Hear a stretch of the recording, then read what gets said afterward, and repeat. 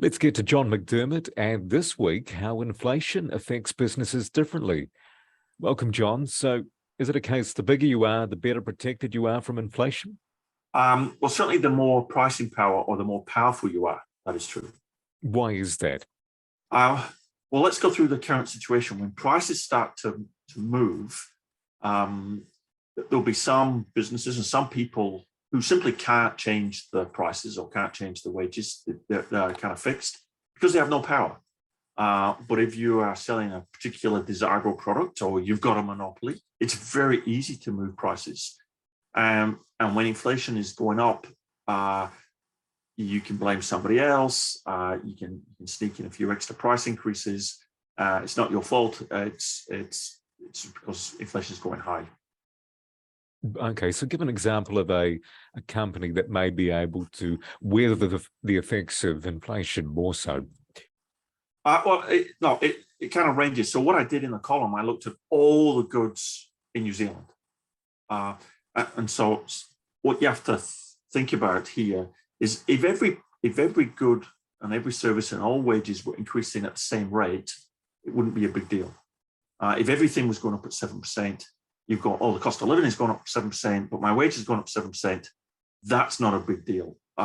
When it is a big deal, imagine if you are on a low wage and you're in a big industry that's a low wage industry, your wage is not going up very much, but inflation is going up 7%, you are losing, and there's not a lot you can do about it.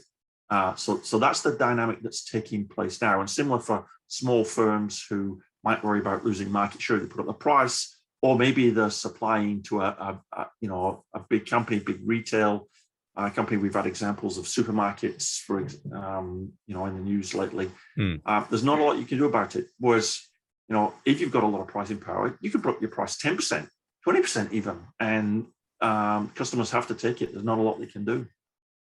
So that's the chain of effects. Who suffers the most? Beneficiaries, low-income workers, retirees. They're the ones typically that you can clearly identify as ones without pricing power. There'll be others there'll be small businesses and other similar ones that are more invisible, but that's what the real hurt does. It changes the dynamic in the relationship, the business relationship across customers, across businesses, from business to business. Some do really well out of it, and others really suffer. And it's very damaging as an economy. And people don't think about that transitional phase that inflation causes, where some prices are going up and others are not. That's where the damage takes place. If it was just 7% inflation for everybody, no harm done, but that's not the case. Does that gap get smaller, though, when inflation comes down? Very much so. So when prices are stable, businesses that you would think would have pricing power are constrained by a visibility effect. If no prices are going up, they can't really sneak in extra price increases. If they did, there'd be more complaints. They actually might even lose market share to other products. So when inflation is under control, things are better for everybody.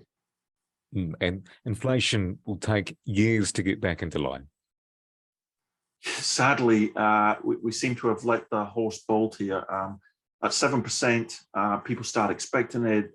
People start to look for compensation. More businesses will sneak higher prices up. It's going to be a tough battle to get it back under control.